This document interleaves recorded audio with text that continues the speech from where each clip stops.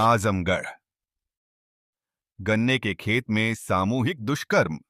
Police बेखबर खबर UP के आजमगढ़ जिले से है, जहां महाराजगंज थाना क्षेत्र में 26 सितंबर को 4 युवकों ने एक युवती से गन्ने के खेत में बंदूक दिखाकर सामूहिक दुष्कर्म किया। पीड़िता की मां ने थाने पर शिकायत की, लेकिन पुलिस ने उनकी बात नहीं सुनी।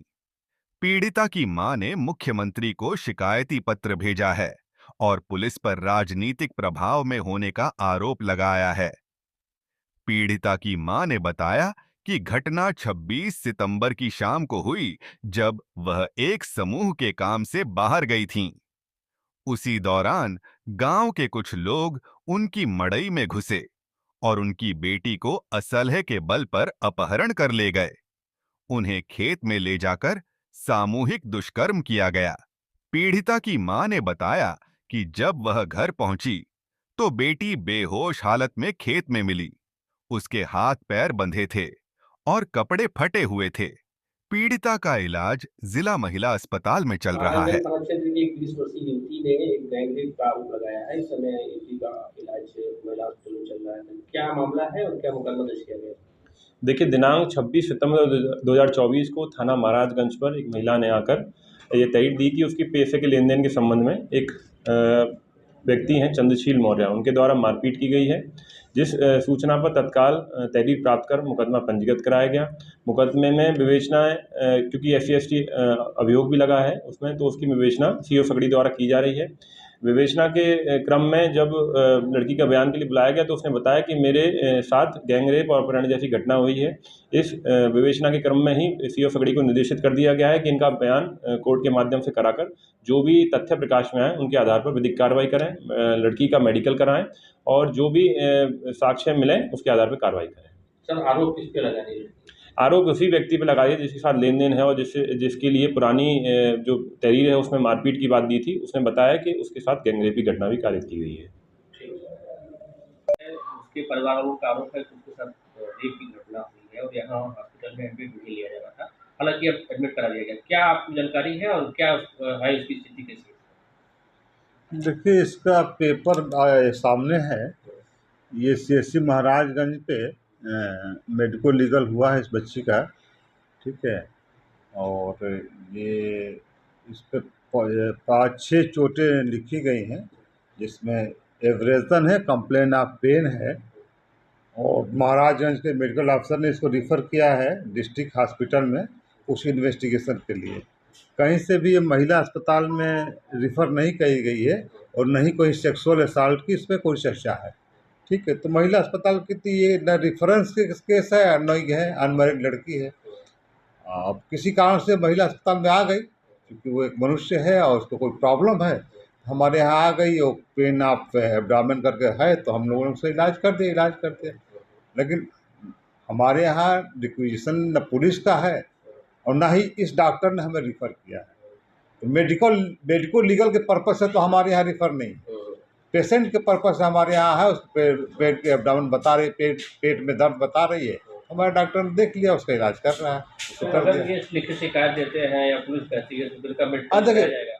किसी तरह की यदि बात रेप की होती है, सेक्सुअल असॉल्ट की होती है, तो एक एप्लीकेशन थाने पे दी जाती है, वहाँ से एक FIR के बाद जनरेट होती है और पुलिस एक रिक्वेशन देती है कि साहब इसके साथ ये चीज़ हुई है और आप इसकी आंतरिक और ये जांच करके हमें कराइए। वो आता है तो हमारी महिला जो डॉक्टर है वो करती है, करा के उसको रिपोर्ट दिया जाता है। लेकिन अब इस तरह कोई रिक्वेशन नहीं आई है और ना ही जो डॉक्टर किया वो हमें भेजा कुछ करने के लिए। कुल मिलाकर मेडिको लीगल के पॉइंट ऑफ व्यू से ये केस महिला अस्पताल में रिफ़र नहीं, ये केस मेडिकल लीगल के पॉइंट से जिला अस्पताल रिफ़र है। हमारे यहाँ ये चूँकि आ गई है, बताइए कि साहब पेट में दर्द हो रहा था, हमारे डॉक्टरों ने इलाज कर दिया, इतनी सी बात है। अब कल जाएगी वहाँ मेडिको लीगल पॉइंट से कहीं भी इस पेपर में कहीं भी इसको सेक्सुअल असॉल्ट की चर्चा नहीं, न पुलिस का रिक्वेजिशन है, न ही डॉक्टर ने चर्चा करी।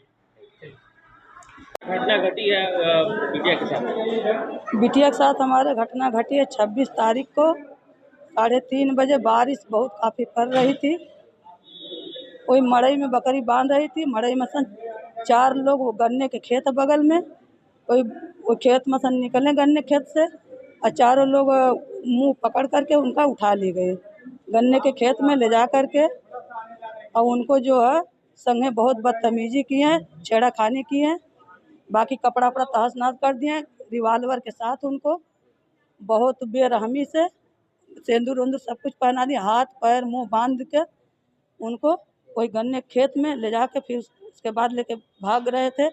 बोले डरा रहे हैं, धमका रहे हैं कि अगर किसी से कहोगी अपने घर वाले को, तुमको तुम्हारे घर वाले को ख़त्म कर देंगे जान से। कौन लोग हैं वो? चंसेल मौर्य यहाँ का कार है, चंसेल मौर्य विजय बहादुर मौर्य पुत्र है।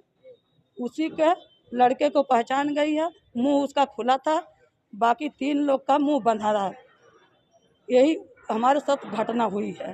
तो बिटिया का किस क्लास में पढ़ती है, कितनी साल उम्र है इसकी? उसकी सन 2004 20 साल की है। 20 साल की है। हाँ, पढ़ती है? नहीं हमारे बेवंत नहीं, हम गरीब परिवार हैं, बेसहारा, हमारे पास कुछ नहीं है। कुछ शिकायत आपने थाने में किया? थाने होने पे कहीं नहीं किए, हम वहाँ किए हैं। हम तो देख करके लड़की को अपने घबरा गए। 3:30 बजे का एक गपत हुई थी, फिर उसके बाद बारिश काफ़ी पड़ने की वजह से गांव के लोग सब अपने अपने घर में थे। बाकी हम वहाँ ऑडिट करते हैं, सोशल ऑडिट में रहते हैं, उस समय हमको ड्यूटी पे गए थे और हम वहाँ बारिश के वजह से फंस गए थे। हम यहाँ आए 5 बजे, तो वहाँ एक लड़का कोई टट्टी करने के गया, तो उसी लड़के देखा और लेके चले भाग गए लोग, छोड़ के वहीं हाथ मुंह पैर बंधा था, और वो दूसरे खेत में घर से 200 किलोमीटर दूर पे वहाँ छोड़ के फेंक के भाग गए लोग। पुलिस को आपने तो सूचना नहीं दी? पुलिस 112 जब हम लोग को जानकारी मिला, तो बिटिया हमारी वहाँ मुर्दा होके पड़ी थी, तो पुलिस को सूचना 112 पे डायल किया, वो बंद बताया। फिर स्वयं कोतवाल साहब के फ़ोन किए, तो कोतवाल साहब अपने खुद गए हैं मौके पे, वहाँ देखे हैं, लेके गए हैं। हमारे साथ कोई नहीं, खाली हमारे साथ हम, हमारी जेठान, हमारी बिटिया को लेकर के हम लोग गए थे। एक हमारे गांव का देवर था, वो गए थे। उसी के बाद ये लोग अपने मर्जी, हम लोग तो घबरा के, हम लोग तो खुद एकदम बेहोशी हालत में, लड़की हमारी मर गई है कि जिंदी है, तो वहाँ लेकर के गए, सीधे थाने पे नहीं गए हैं। फिर वहाँ गए हैं महाराजगंज ब्लॉक पे, ब्लॉक से वहाँ एडमिट कराएं कि नहीं कराएं वो हमको नहीं पता, हम खुद घबराई हुई थी। उसके बाद अब वहाँ हम अपनी बिटिया का हालत खाली देख रहे हैं कि लड़की हमारी जिंदा है कि मर गई है। तो कपड़ा वहाँ चादरा वदरा सब दूसरे घर से आया, तो लपेट करके हम लोग उसको सुखवा रहे थे, लेकिन लड़की को हमारी बेहोशी हालत में पड़ी थी। तो हम बोले कि कोतवाल साहब से कि हमारा घर से कपड़ा मंगाया जाए, लेकिन कोतवाल साहब अपना 2 सिपाही के भेजे, कपड़ा मार्केट से मंगाया गया और वहाँ हमारे स्तर से पहनाया गया। हम पहनाए खुद अपने हाथ से। यहाँ कैसे आई आप?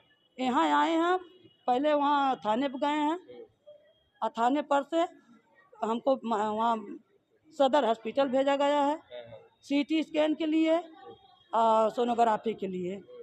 तो सोनोग्राफी या सीटी स्कैन का डॉक्टर नहीं है वहाँ। फिर यहाँ लोग भेजे, हमारी लड़की का दर दिन पे दिन स्थिति गड़बड़ हो रही है। और एडमिट नहीं ले रहे थे? एडमिट कोई नहीं ले रहा है। क्या बोले सदर वाले? सदर वाले बोले हैं कि हम सीटी स्कैन और सोनोग्राफी वाला डॉक्टर नहीं है, कल मिलेंगे, परसों मिलेंगे, यही हमको बस भुलवावा दे रहे हैं। क्या बोले, यहाँ क्या कह रहे थे? महिला हॉस्पिटल वाली बोली हैं कि जब तक यहाँ से, डॉक्टर खुद बोले हैं कि जब तक यहाँ रिफर नहीं हमको मिलेगा, रेपिन वाला किडनैपिंग वाला बात है, तो हम यहाँ भर्ती नहीं लेंगे। तो ये बताइए, पुलिस ने मुकदमा रेप का नहीं दर्ज किया?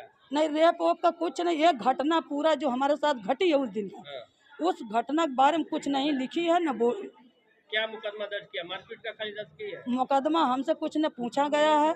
लड़की बेहोशी हालत में घबराई हुई थी, ओके जैसे बोतल लगवाए थे, और जब थोड़ा सा उसको होश तनी होश जब आ जाती है, तो अपने मर्जी से क्या क्या कोतवाल साहब अंदर हम जा रहे थे, तो हमको बोले कि तुम मत आओ। क्या चाहती हैं आप? हम इंसाफ चाहते हैं और न्याय हमको मिलना चाहिए। हम गरीब परिवार से, जो चंद्रशेखर आरोपी है, उनका लड़का है, वो किसी नेता का करीबी है क्या? अब हमको ये नहीं पता है। अब वो जब मुलजिम पकड़ा जाएगा वही बताएगा। हमारा यही कहना है कि हमको इंसाफ चाहिए, हमको न्याय दिलाइए, हमारे परिवार को सुरक्षा चाहिए, बस। ये एजेंट्स आप